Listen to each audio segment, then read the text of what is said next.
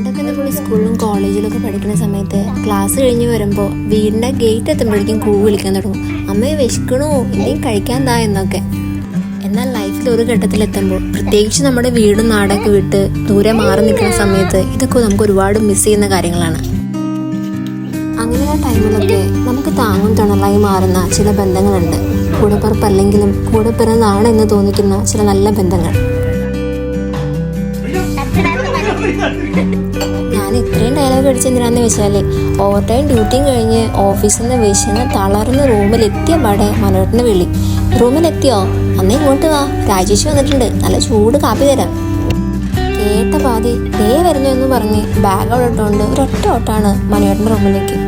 ചെന്നപ്പോണ്ടടാ നല്ല ചൂട് കോഫിയും പരിപ്പുമാണ്, പിന്നെ എന്തോ ഒരു സ്വീറ്റ്സും.